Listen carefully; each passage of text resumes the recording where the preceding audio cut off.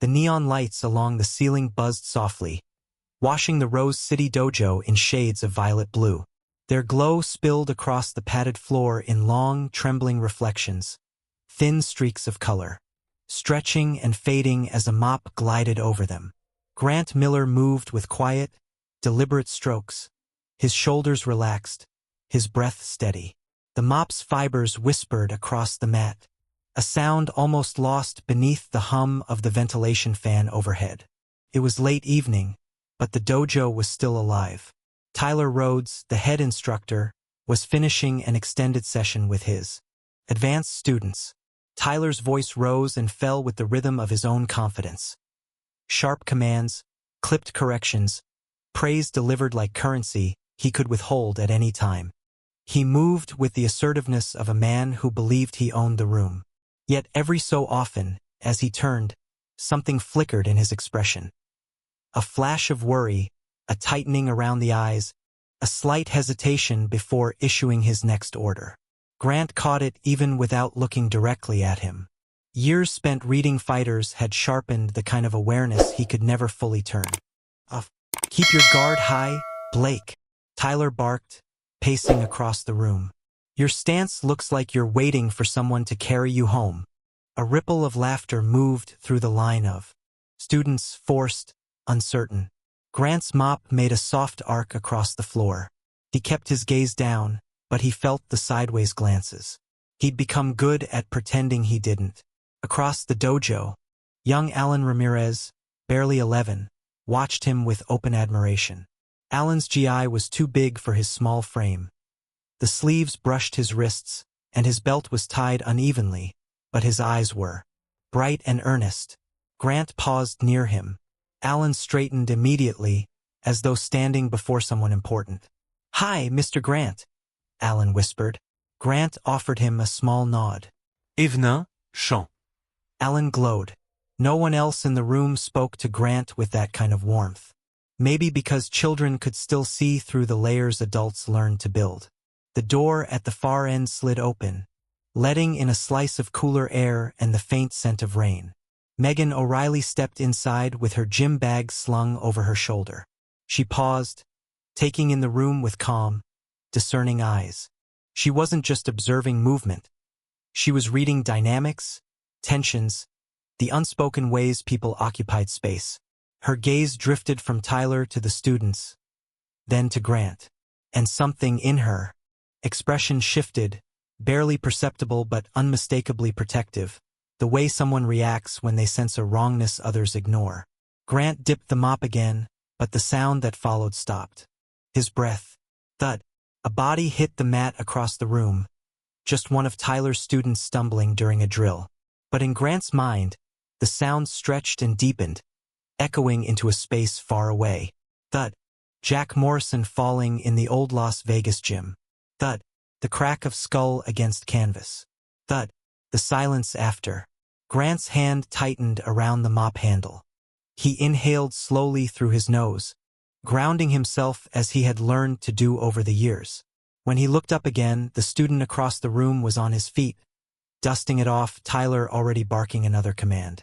Everything was fine, just another sound, another memory, another ghost he had learned to walk beside. Tyler noticed Megan then. His posture shifted subtly, chin higher, shoulders back, the performance of a man hoping to impress. "Megan," he called out, "glad you could make it. You're just in time to watch these kids butcher advanced footwork." A few of the students laughed again, though less this time. Megan offered a polite wave, but her eyes flicked immediately back to Grant, who was wringing out his mop. She seemed to pick up on Tyler's need to dominate every interaction, even the harmless ones. Grant had seen people like Tyler his entire life, men performing strength because true confidence was too fragile to hold. As the class wound down, Tyler clapped his hands. "All right, that's it. Good work tonight." He walked toward Grant with the swaggering step of someone who believed he stood on a higher rung. "Hey, Grant," he said loudly, the way people speak when they want an audience. "We still alive back here? You're moving like the floor's hotter than your love life." A couple of students snickered. Grant offered the smallest of smiles, patient to the point of invisibility. "Just trying not to get in your way," he said gently. "Well, you're succeeding. I barely know you're here." Tyler winked dramatically, earning another laugh. Megan's eyes narrowed not at Grant but at Tyler. She opened her mouth as if to speak, then closed it. Something held her back. Maybe it was the room. Maybe it was the feeling that nothing she said would land. Yet, she simply watched, arms folded, jaw tightening. Alan stepped closer to Grant, as if wanting to defend him, but Grant shook his head ever so slightly. It was enough to make the boy step back. Tyler turned to the others, shrugging. "What can I say? Some people mop, some people teach." Grant dipped the mop again without a flinch. "Someone's got to keep the place clean," he said. "Wouldn't want anyone slipping." The remark was simple, but it deflected Tyler's attempt cleanly, and without humiliation. A few students exchanged surprised glances. Tyler blinked, momentarily thrown. For a breath, the room's power shifted. Only a breath. Grant kept working as the class packed their gear. The neon lights buzzed overhead, flickering just long enough to paint the dojo in. Alternating shadow and light, it made Grant's figure look fragmented, half in darkness, half in color, like a man standing between two worlds.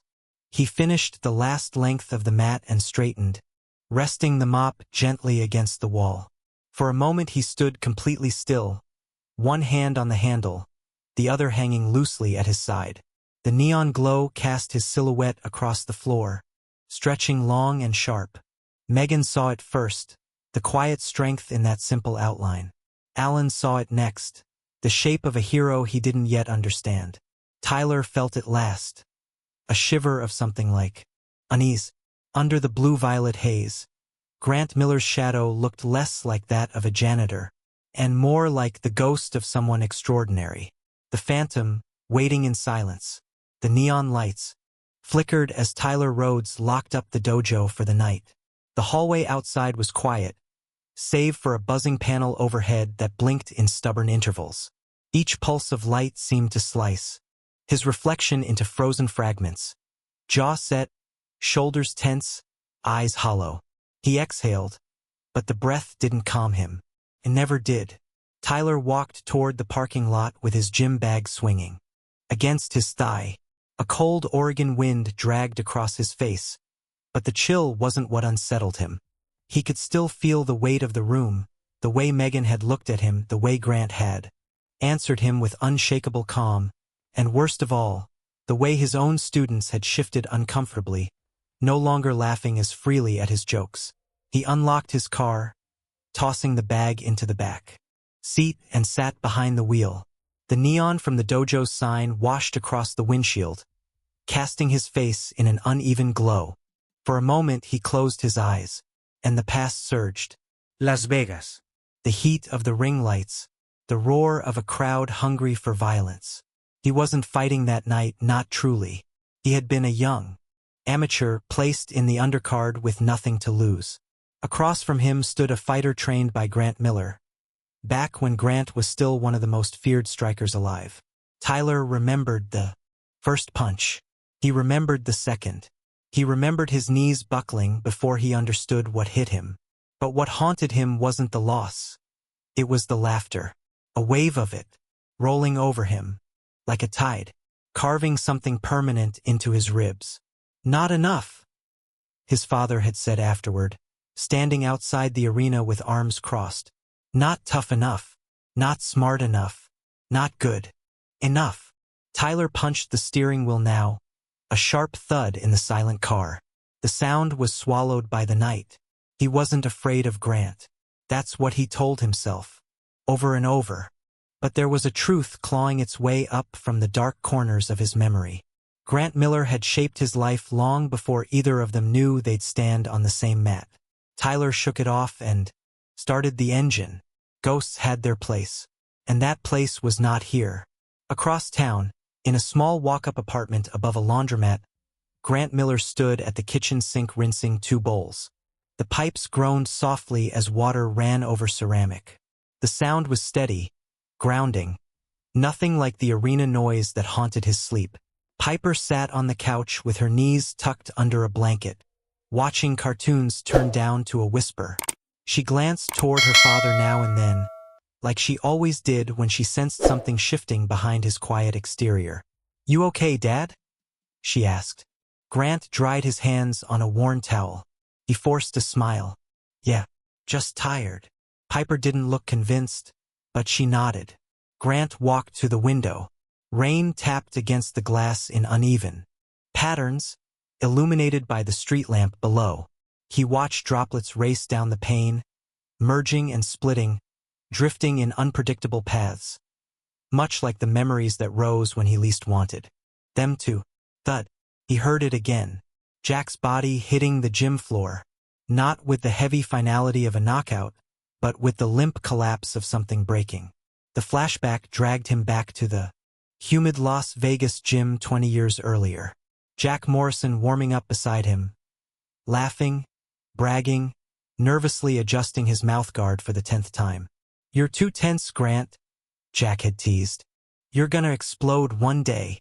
Then Jack had stepped forward for a light spar. Just a warm-up, just a few exchanges.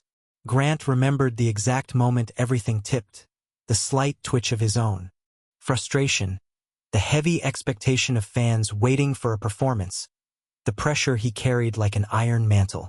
He threw a punch he didn't mean to throw. Too hard, too sharp, too desperate to silence the storm inside him. And Jack fell. The gym went still. That stillness never left him.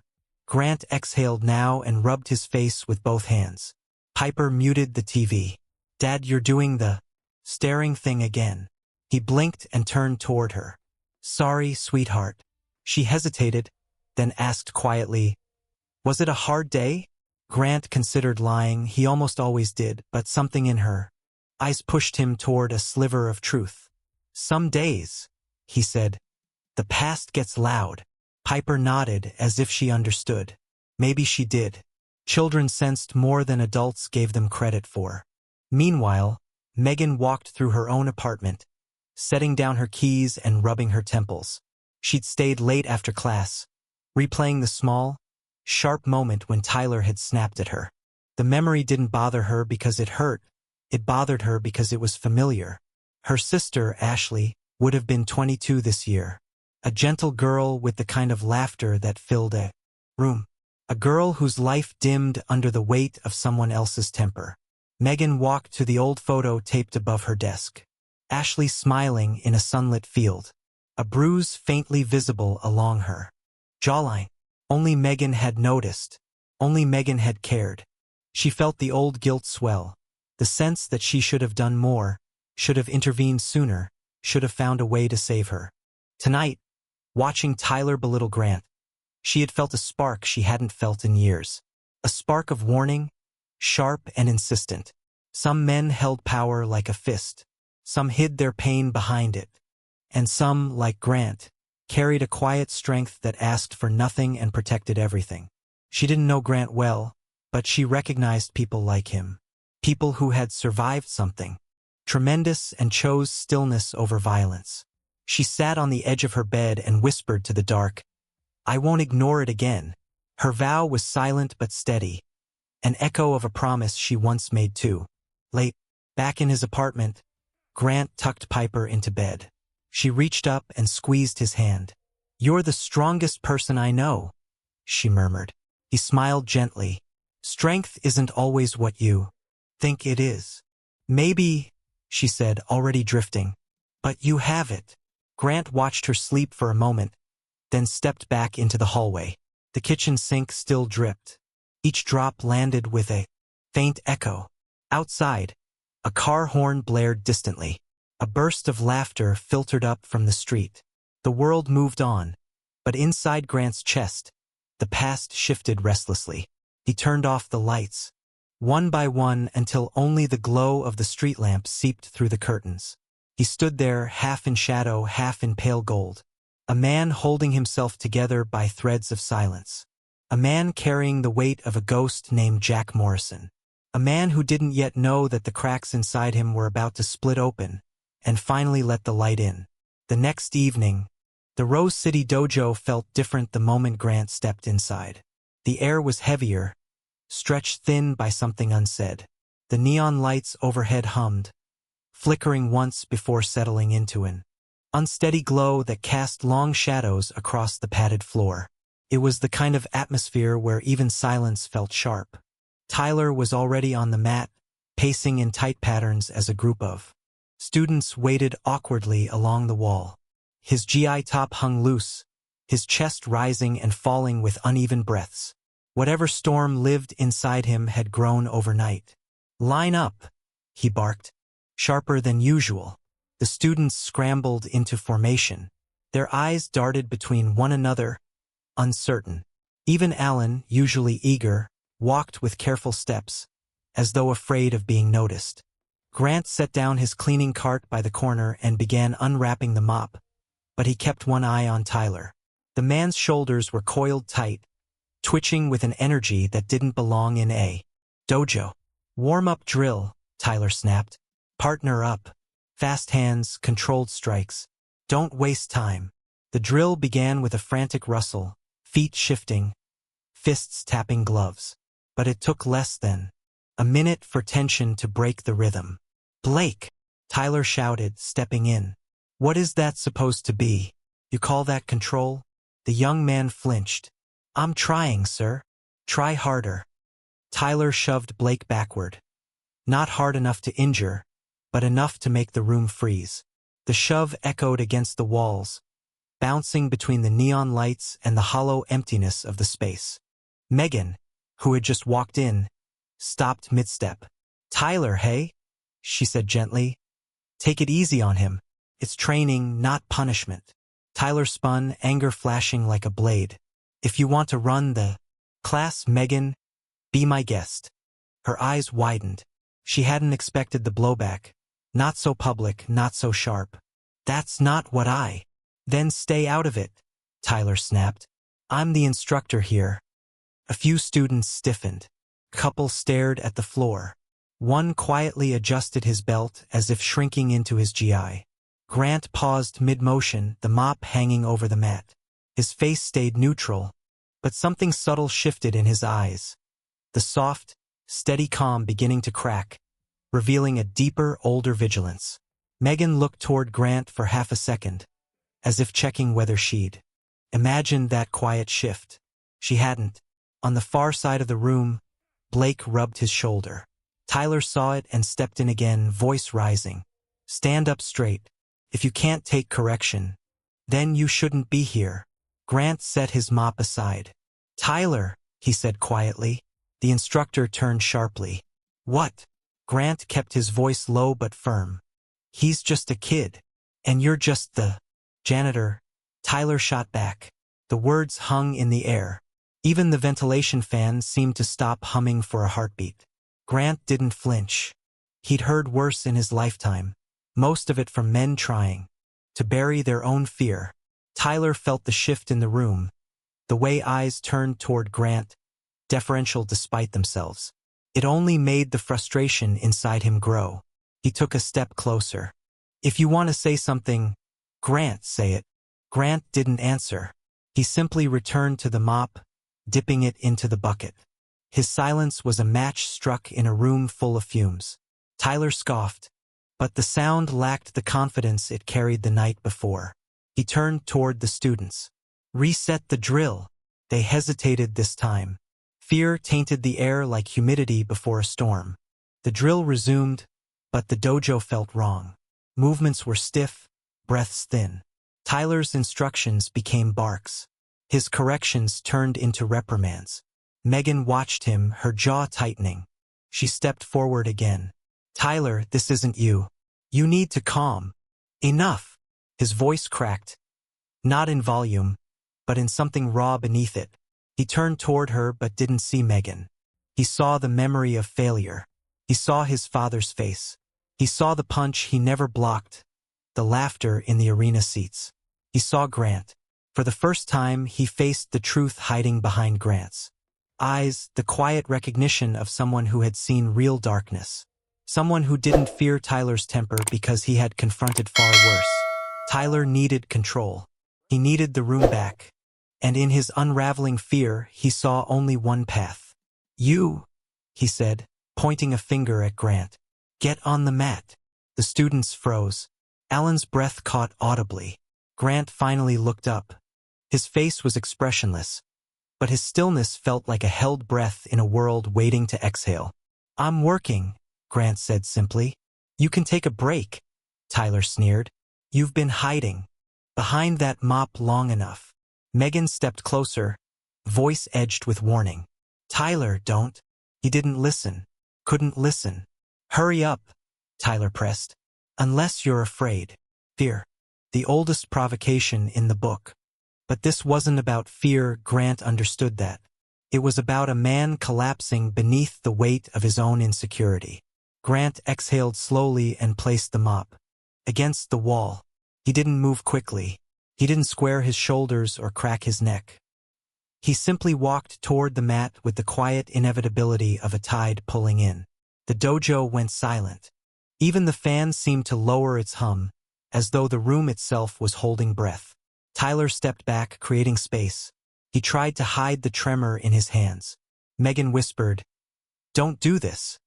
But Tyler kept his eyes locked on Grant. Desperate, brittle. Grant reached the edge of the mat. His shadow stretched long under the flickering neon, wavering like smoke. He removed his shoes. 1, 2. Then he lifted his foot and stepped forward. Top. A single soft sound, barely audible, but it struck the room like a crack of thunder. Alan's eyes widened. Megan felt her breath catch. Tyler swallowed hard, because that tap didn't sound like the step of a janitor. It sounded like the return of something long dormant, a phantom waking. The moment Grant's foot touched the mat, the dojo shifted, not loudly, not visually, but like a barometric drop before a storm, the kind of subtle change that makes animals freeze and air thicken. Tyler felt it first, a pressure behind his ribs, a warning his pride refused to hear. "Ready yourself," he said, masking fear beneath a brittle smirk. "Let's show the class why respect matters." Nobody moved. Nobody breathed. Grant simply lifted his gaze. He did not square into a stance or raise his hands. He only adjusted his shoulders with a slow, almost imperceptible rhythm, like someone slipping back into a language they once spoke fluently, long before grief took their voice. Tyler lunged. His first strike, a jab, shot forward fast, sharp, perfectly drilled. But Grant wasn't there. He didn't dodge. He slipped. A half-inch tilt, a shift of gravity so small it barely seemed real. His body flowed like water seeking the lowest path. The jab whistled past empty air. Blake gasped. Alan clutched the edge of his sleeve. Tyler blinked, stunned. Lucky. Another jab. Harder. Grant's chin dipped by a sliver. The fist grazed heat but no flesh. Then Tyler stepped all in, straight, cross, hook. A full combo. His breath grew ragged, feet pounding in frantic rhythm. And Grant moved with a beauty that hurt to watch. Each dodge was a memory surfacing, slow motion against neon-lit air. Each shift of weight echoed another time, another mat, another body falling. And then it happened. The first voice. Soft. Invisible. A ghost brushing past his ear. Grant, reset. Stay calm. Find the angle. Jack Morrison. Grant inhaled sharply, but his body did not falter. He felt again the humid air of the Vegas training hall. Smelled old sweat folded into canvas. Heard the rhythmic chant of fighters pacing the edges. But now those sounds bled into the neon hum of the Portland dojo. A merging of past and present. Flashback and reality. Tyler threw a kick.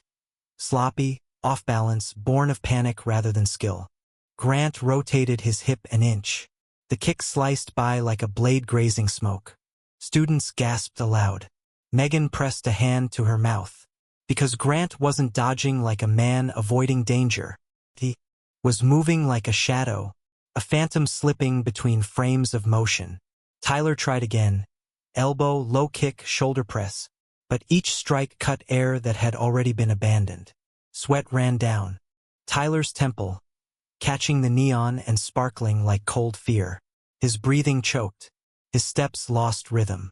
Meanwhile, Grant's breath moved in perfect sequence, a steady cadence like ocean waves, like a man in control of every molecule around him. Jack's voice murmured again, overlapping Tyler's frantic exhale. Remember what we practiced. Calm is faster than speed. Flow, Grant. Flow. The dojo flickered. Neon lights pulsed like camera shutters. Tyler stumbled, driven by a force he didn't understand, the mirror image of a nightmare. He swung his right fist hard.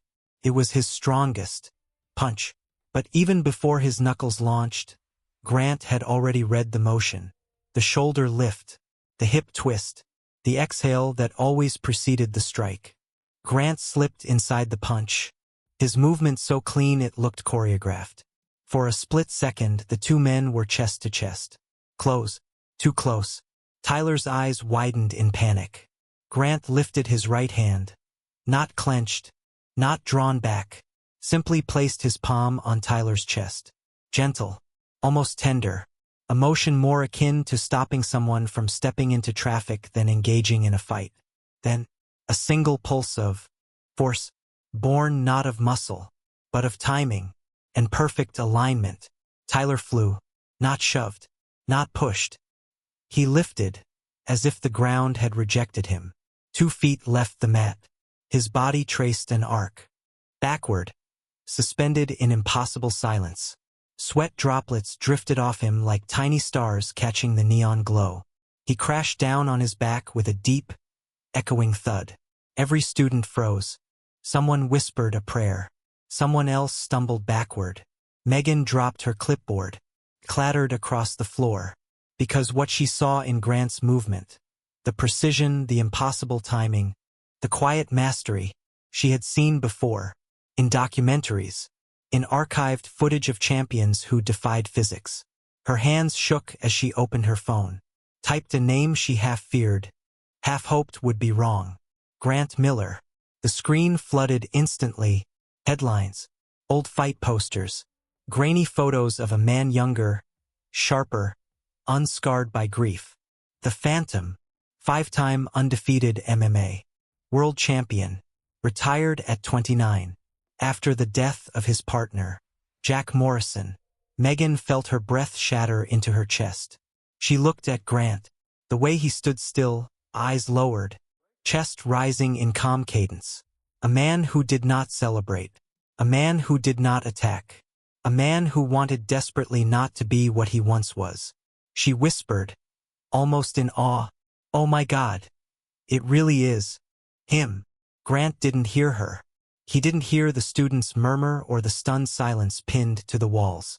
All he heard, all he felt, was the reverberation of Jack's last fall. Another thud. 20 years old, still echoing. Grant shut his eyes. Pain moved across his face like passing stormlight. Tyler groaned, trying to push himself upright but failing. His arms trembled with shock. He stared at Grant with the wide, frightened eyes of a boy realizing too late he had opened a door he couldn't close. "Who?" Tyler wheezed. "Who are you?" Grant didn't answer. Couldn't. He stepped back, his silhouette framed by the flickering neon. A tall, calm, haunted figure, made of light and shadow, like a man half alive and half a ghost. The Phantom returned, and everyone in the room felt the truth cut through them. The fight had never been between two men. It had been between past and present, and the past had finally stepped back into the ring. The dojo sat in a silence that did not belong to any training hall. It was the silence of revelation, heavy, trembling, carrying both awe and fear. Tyler remained on the mat, propped awkwardly on one elbow, still unable to comprehend how a gentle touch had thrown him like a rag doll. Around him, students stayed frozen in their places, eyes darting between him and Grant as if watching the aftermath of an earthquake. But Megan did not look at Tyler. Her gaze stayed fixed on the phone in her shaking hands, the open browser showing an old photograph of a young man with fierce eyes and a fighter's stance. Below it, headline after headline, Grant, the Phantom Miller retires at 29. Undefeated champion. 47-0. Tragedy in training. Jack Morrison, 22, dies after sparring accident. The details hit her like a series of punches she didn't block. Her throat tightened. Her heart pounded. It made a terrible kind of sense. The way he moved, the restraint, the sorrow anchored behind his eyes. She whispered, "He's really him." Grant stood at the edge of the mat, not triumphant but haunted, as though stepping into that last motion had reopened a wound he'd buried 20 years. Deep, he seemed smaller now, not physically, but in spirit, like someone who had just committed a sin he swore he'd never repeat. "Mr. Miller," Megan said softly, "is it true?" Grant didn't answer. First, he simply lowered himself to the mat with slow, deliberate movements, as if his bones resisted carrying the past back into the light. His hand went to his pocket. He pulled out a small, worn piece of cloth. Took a moment for anyone to realize. It was a fragment of an old glove. Cracked leather, edges frayed, colored once red, now brown with time and grief. Jack's glove. Grant turned it over in his hands like a fragile memory. The neon reflections danced over it, stretching the years thin. Finally, he spoke. His voice not deep or commanding, but quiet, as if confessing. "My name is Grant Miller. I used to be called the Phantom." A few students gasped outright. Tyler's face crumpled like paper. Grant continued, "I fought professionally for 13 years, 47 wins. No losses." He said it without pride, as if reciting someone else's life. "I wasn't supposed to be a champion. I came from a small town. No money, no connections. But I had talent, and a coach who believed in me, Marcus Reeves." He paused, thumb brushing the glove. "I rose fast, too fast. People said I didn't belong in that world, that I was a fluke, that I'd crumble under real pressure." He inhaled slowly, and the dojo seemed to inhale with him. You learn to ignore words like that, until the day they slip through the cracks, and become something poisonous. A flashback cut through his memory, so vivid it bent the air. Bright arena lights, crowd roaring, opponent falling, cheers turning into whispers. He just got lucky. Grant closed his eyes. "After my 5th title, things got ugly. Reporters said I'd been protected, that my last win was luck. I told myself I didn't care, but I walked into training the next day. Angry." He swallowed, and something inside him broke open. Jack Morrison was my sparring partner, my closest friend. He was only 22. The dojo went still, breathless. We were practicing, just a routine session, but I carried anger into the ring. I threw too hard, too fast. I didn't see him fall until it was too late. His voice cracked. The glove trembled in his hand. Thud. The memory hit the room like a physical sound, the echo of Jack hitting the mat. "I can still hear it," Grant whispered. "Every night." 20 years later. Flash cuts. Jack's body crumpling. The mat shock vibrating through Grant's arms. Paramedics rushing. Hospital lights glowing harsh white. A doctor shaking her head. Students blinked back tears. Megan pressed a hand to her sternum, fighting the swell of grief that wasn't hers but felt unbearably real. Grant's voice steadied slightly. "They ruled it an accident. But I knew the truth. It was my fault. Strength without control is destruction." He looked at Tyler then, not with anger, but with heartbreaking empathy. "So I walked away. From the ring. From fame. From everything." His fingers tightened on the glove. "I made a promise at Jack's grave. I would never fight again, not even to defend myself, because if I couldn't trust my own hands, I didn't deserve to use them." Tyler's shoulders shook. The arrogance that once filled him drained away, leaving only a man who didn't recognize the reflection of his own cruelty. "I didn't know," Tyler whispered. "If I had." Grant cut him off gently. "That's just it. You shouldn't have to know someone's past to treat them with respect. The words struck deeper than any blow could. Tyler bowed his head, shame carving into every feature of his face. I'm sorry.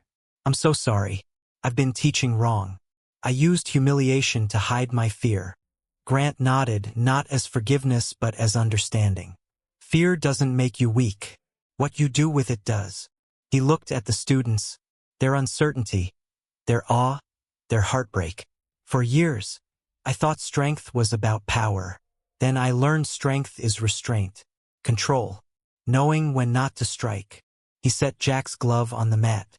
It looked small there, a symbol too light to carry the gravity it held. I'm not proud of what I did today, he said softly. I broke a promise.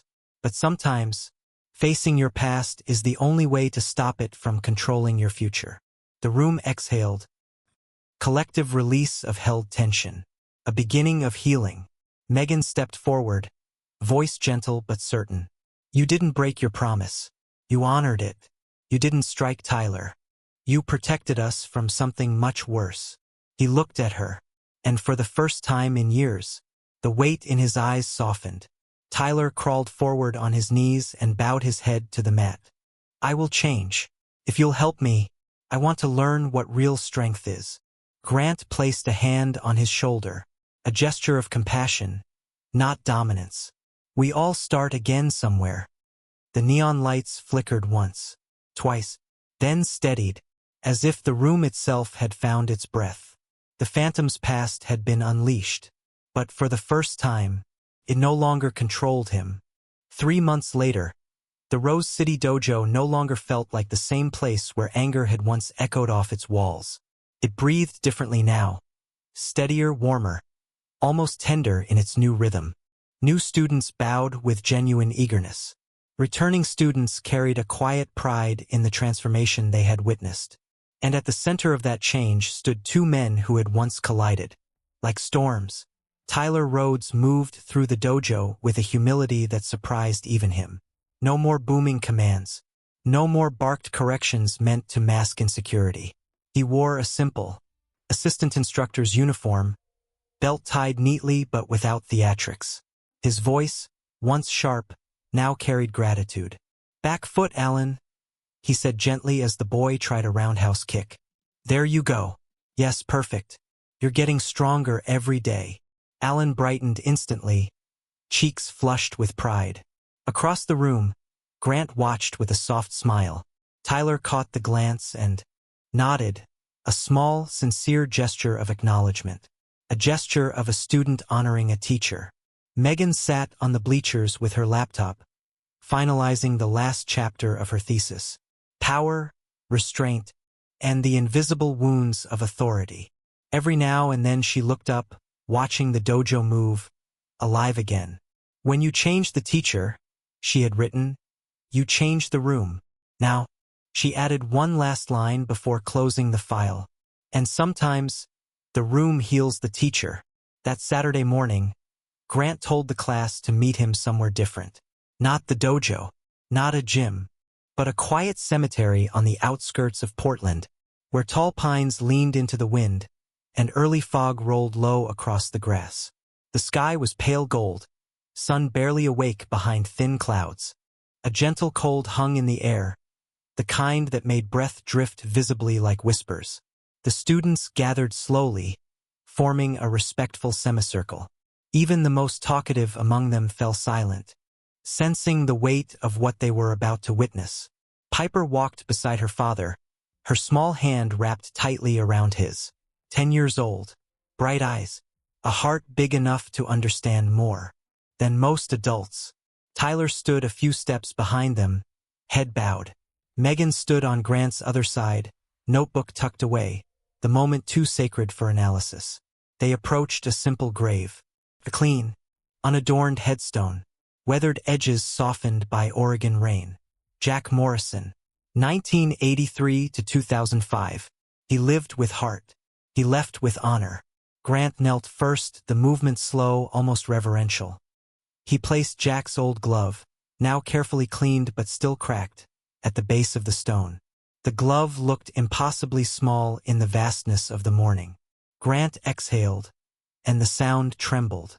When I was young, he began softly, I thought strength was something you proved. He touched the headstone with the back of his hand, as if greeting an old friend. I thought the louder you hit, the harder you trained, the more you showed the world, the more worthy you became. His throat tightened. Piper moved closer, resting her hand on his back. But Jack, he taught me the real lesson. He never cared about belts or headlines or praise. He cared about doing things right, about protecting others, about patience. He paused, eyes glistening. The students shifted gently, creating a chorus of rain jacket rustles. No one spoke. And the day I failed him, Grant whispered, I thought I had lost the right to teach anyone anything ever again. He shut his eyes as memories flickered, fast and bright. Jack's laugh in the locker room, the ring lights glowing hot, the sharp thud that changed everything. I carried that sound for 20 years, Grant said. But now I finally understand what Jack would have wanted. He rose slowly, standing tall in the cold morning light. He would have wanted me to share what he taught me, not run from it, not hide it, to honor him by doing better. Megan swallowed hard, tears sliding down her cheeks before she could stop them. Tyler looked up for the first time, eyes red. Grant, thank you for letting us be here. Grant nodded, then glanced at Piper. Sweetheart, he said softly, I'm sorry you had to learn about this piece of my past like this. Piper slipped her hand into his again. I'm not, she whispered. It helped me understand you. His chest shook. A tear broke free, tracing a slow line down his cheek. He bent and hugged her tightly, the kind of hug that pulls two broken halves into a whole. I love you, Dad, she murmured into his shoulder. And I'm proud of you. Grant's breath hitched. I'm proud of you too, Piper. More than anything. When they finally stepped back from the grave, Alan tugged gently on Grant's sleeve. The boy's eyes held a mix of confusion and awe. Sensei, Alan asked, can I ask something? Grant knelt so their faces were level. Of course. Everyone says you're the strongest fighter ever. But is that what strength really is? The question struck deeper than any blow. Grant's smile was soft, sad, beautiful. No. He said quietly, strength isn't how hard you hit. It's how much of yourself you can control, how gently you can hold your power, how you choose to protect others even when you're hurting. Alan nodded slowly, absorbing it like scripture. So, strength is not being a bully? Grant placed a hand on the boy's shoulder. It's the exact opposite. The wind swept gently through the pines. The sun broke free from the clouds, a single beam of gold falling across Jack's glove. Megan stepped forward. Grant, she said softly, this moment is healing for all of us. Grant inhaled as if taking in the truth for the first time. Then he nodded. Yes, he said. And now we move forward. The class began walking back toward the parking lot, their footsteps soft over the dew-covered grass. Grant looked back one last time at the grave, at the glove glowing beneath the morning sun, and whispered, barely audible, thank you, Jack. I won't waste what you gave me. The wind carried his words away, scattering them between the pines like a blessing. 1 year later, the Rose City Dojo no longer felt like merely a place for training. It felt like a place where people came to breathe again, to steady their hands, to rebuild the parts of themselves the world had bruised. Portland's late summer sun dipped toward the horizon, painting the windows with a soft gold haze. The neon sign outside the dojo flickered to life, steady now, warm, glowing like a heartbeat. Rose City Dojo, strength with honor. A motto the community had given the place, not Grant. Inside, Tyler Rhodes knelt on the mat beside a small girl, maybe 11, her shoulders tight, her gaze fixed on the floor. Her sleeves hid bruises she didn't talk about. Her name was Ella. Tyler's voice was gentle. You're safe here. That's the first thing. Ella nodded, but uncertainty trembled through her posture. Behind them, students moved through warm-up drills. Mornings belonged to discipline. Evenings belonged to healing. Tyler showed Ella a basic stance. Feet balanced, hands soft but ready. Remember, he said, martial arts isn't about hurting someone. It's about protecting the part of you they tried to break. Ella swallowed. But I'm small. You don't need to be big. Tyler smiled. You just need to be you. His voice carried none of the arrogance it once held. He moved like a man rebuilt from the inside. Still scarred, still imperfect but honest. Grant watched from the doorway for several moments, letting the scene settle in his chest like warmth spreading through cold hands. Tyler caught the glance and nodded. It was a quiet acknowledgement of how far they had both come. The class ended with slow breathing drills. Students bowed respectfully before stepping off the mat. Ella lingered near the back, clutching her bag straps. She wanted to leave but also didn't. Children like her carried storms in their silence. Grant approached her gently. Ella, he said softly, do you have a few minutes? Her eyes widened. Did I do something wrong? No, Grant said with a small smile. You did something brave. He motioned toward a bench by the far wall. Neon light washed over the mat in violet blue, catching the edges of their silhouettes. Ella sat hesitantly, legs dangling above the floor. Grant reached into his locker. He pulled out a small wooden box, old, carved by hand, edges worn smooth by years of being held during sleepless nights. He knelt beside her, opening it carefully. Inside lay Jack Morrison's gloves.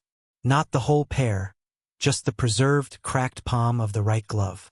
The same one Grant had held at the grave. Ella's eyes softened with wonder. What is that?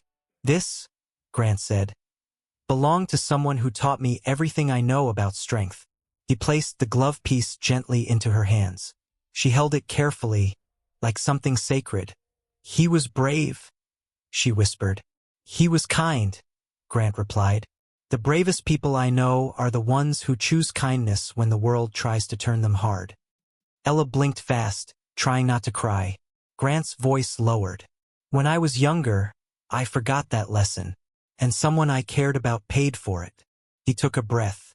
But Jack would want this glove to help someone heal, not sit in a box. Ella stared at the glove, as if staring into a future where she wasn't afraid. Her fingers tightened around it, and in a voice barely audible, she whispered, "Never again." A shiver ran through Grant. Those were the same words he had told himself for 20 years, promise born from guilt and fear. But from Ella's lips, the words sounded different. Not a vow of hiding, but a vow of rising. Grant swallowed the lump in his throat. That's right, he said. Never again. Ella leaned forward and hugged him. Small arms, warm, trembling with strength she didn't yet know she had. Tyler watched from across the mat, eyes damp. He knew what it meant to break and rebuild. He knew the meaning of second chances. Later that evening, Grant walked alone toward the office. Sunset turned the dojo windows amber, and neon light poured across the floor in ribbons of violet blue. He carried Ella's whispered words with him. They settled into his chest like a key sliding into a lock. Inside the office, he found Piper sitting at his desk, scribbling in a notebook. She looked up and grinned. "Dad, I'm working on my essay. For school." Grant sat beside her, smoothing the loose hairs behind her ear. "What's it about?" "It's called The Strongest Person I Know." She said it simply, like stating the weather. Grant blinked. "And who is that?" She rolled her eyes playfully. "You." His breath caught. "Piper." She flipped the notebook around, revealing her handwriting. Small, careful, sincere. Piper began reading aloud, her voice steady but soft. Strength isn't loud. It's not the hardest punch or the biggest muscles. Strength is the quiet choice to be gentle when you could be cruel. It's the choice to protect, to listen, to stay kind. Grant stared at her, this little girl who had seen him break, then rebuild. "My dad," she continued, is strong because he learned how to stop fighting the world and start helping it heal. He teaches people to breathe again. A tear slipped down Grant's cheek. He didn't wipe it away. Piper closed the notebook and leaned her head on his shoulder. You don't have to be afraid of who you used to be, Dad. Grant exhaled, slow and full, like letting go of a breath he'd carried for 20 years. Thank you, sweetheart, he whispered. Night settled outside. A soft summer breeze moved the dojo's door just enough to make it creak. Grant rose, walked toward the entrance, and pushed it open. He stepped out under the neon sign. Purple-blue light washed across him, shaping a silhouette tall and calm, the silhouette of a man no longer running from his past. Behind him, warm laughter echoed from the students gathering there. Bags. Ahead of him, the city glowed with possibility. He took in the scene, the warm dusk, the hum of neon, the faint echo of Ella's voice in his memory. Never again. Grant smiled, closing the dojo. Door behind him with a soft click. Not an ending. A beginning. A new loop. A new light. The phantom was no longer a ghost in the dark. He was a teacher in the neon glow, guiding others not with fists, but with the gentlest strength he had learned to claim at last.